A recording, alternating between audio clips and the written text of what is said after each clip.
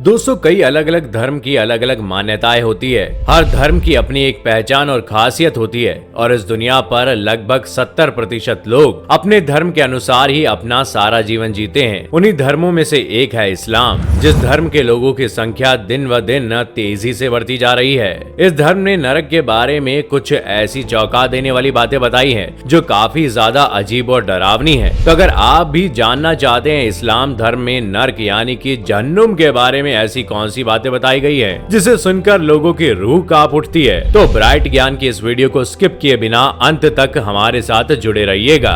दोस्तों, ये तो आप सभी को पता होगा कि नरक में मरने के बाद कौन से लोग जाते हैं। जी हाँ, झूठ बोलने वाले। और यही बात इस्लाम भी अपने धर्म के लोगों को बताता है कि नरक खास तौर पर झूठ बोलने वाले लोगों के लिए ही है। और साथ ही जो लोग सत्य को झुठलाते हैं और बुरे कर्म करते हैं, उन्हें तो नरक में जाने से कोई चाह कर भी नहीं बचा सकता। वहीं इस्लाम धर्म का कहना ये भी है कि अगर आप नरक में जाने से बचना चाहते हैं और जन्नत की प्राप्ति चाहते हैं, तो आपको अपने सारे बुरे काम वक्त रहते ही त्यागने होंगे। और तो और न केवल झूठ बोलना बल्कि झूठ बोलने वाले तक को त्यागना होगा, नहीं तो नरक की गर्मी आपका इंतजार ही कर रही है। साथ ही नरक का सफर काफी ज्यादा दर्दनाक है, जो कि आपकी सोच से भी परे है और इसमें ऊपर वाले का हाथ है। इसे चाह कर भी नहीं टाला जा सकता। अगली जो बात इस्लाम में नर्क के बारे में है वो है नर्क का नाम। इस्लाम में नर्क को कई नाम दिए गए हैं और जो पहला नर्क का नाम आता है वह है अल-नार, जिसका सीधा मतलब आग होता है और इस शब्द को कुरान में 125 बार लिखा गया है। इसके बाद आता है जहन्नुम, जो कि इस्लाम धर्म के लोगों द्वारा नर्क को दिया गया एक प्रचलित नाम है। इस नाम का मतलब एक गहरा गड्ढा होता है जिससे बाहर निकलना मुश्किल हो और इस नाम को भी कुरान में करीब 75 बार तक दोहराया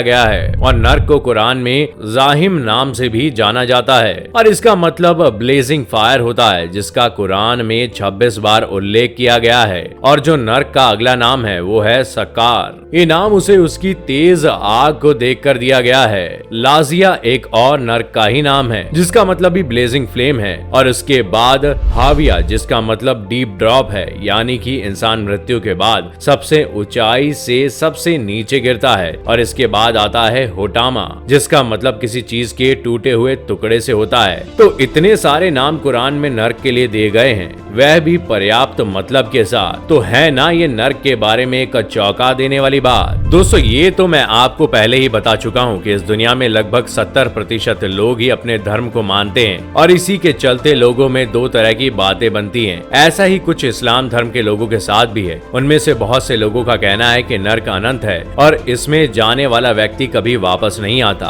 लेकिन वही दूसरे और लोगों का मानना है कि जब इसका एक द्वार अंदर जाने का है तो बाहर आने का भी रास्ता जरूर होगा। लेकिन अगर कुरान के अनुसार बात करें तो उसमें ऐसा कहा गया है कि नर्क अनंत है और व्यक्ति की आत्मा जब तक अपने जीवन में किए हुए सारे गलत कर्मों की सजा न काट ले तब तक दूसरा जन्म नहीं लेती, यानी कि नर्क से बाहर नहीं निकलती। बाकी ये बात तो मुस्लिम धर्म में बहुत कम लोगों को ही पता है जिन्होंने कुरान पढ़ी है। कुरान में कई जगहों पर ऐसा जिक्र किया गया है कि यदि कोई इंसान नर्क में जाता है तो वहां जाकर वह खाने के बारे में नहीं सोच सकता, फिर चाहे उसे कितनी भी भूख क्यों ना लगी हो। लेकिन अगर वह खाने के बारे में सोचता है तो ऐसा नहीं है कि उसे खाना नहीं दिया जाएगा, उसे खाने को दिया जाएगा, लेकिन ऐसा फल खाने को दिया जाएगा जो उस इंसान की पीड़ा को और भी ज्यादा बढ़ा दे। बजाय भूख मिटाने के वहाँ पर कोई नरिशमेंट वाले फल नहीं दिए जाते। और ये बात कुरान के सूरा 88 में साफ साफ लिखी हुई है। और उसमें एक और बात का जिक्र किया गया है कि नर्क में एकमात्र फल का पेड़ है जिसके फल जहरीले और पेड़ कांटों से भरा हुआ है और उस पेड़ का नाम जक्कुम है। और ऐसा बताया गया है कि इस पेड़ की जड़ें नर्क में ही हैं और इसकी शाखाओं पर लगने वाले फल इंसानों के सिर की तरह दिखाई पड़ते हैं। और आपको बता दें कि कुरान के सूरा 44 में बताया गया है कि जक्कुम का पेड़ और इसके फल खास तौर पर पापियों के लिए ही है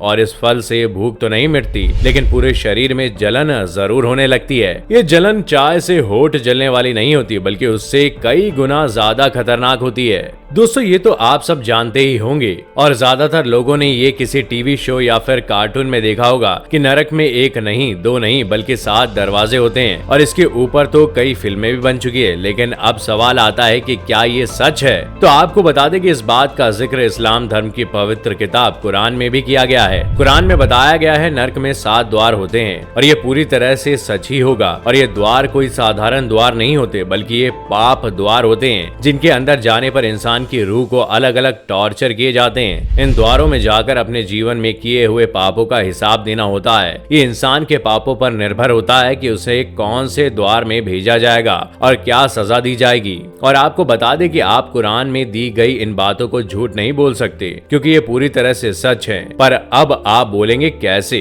तो आप जान लीजिए कि ये बात न केवल कुरान में बल्कि हिंदू धर्म की पवित्र किताब श्रीमद् भागवत गीता में भी है, और इसके बाद ही क्रिश्चियन धर्म की किताब बाइबल में भी इन सभी बातों का जिक्र किया गया है। हाँ, ये बात अलग है कि तीनों धर्म की किताब में नरक के बारे में थोड़ी बहुत अलग अलग जानकारियां हैं, लेकिन लगभग सभी मिलती जुलती हैं। तो दोस्तों, ये थी आज की वीडियो। अगर पसंद आई हो तो वीडियो को लाइक करें और चैनल को सब्सक्राइब कर बेल आइकन को प्रेस करना ना भूलें। Thanks for watching.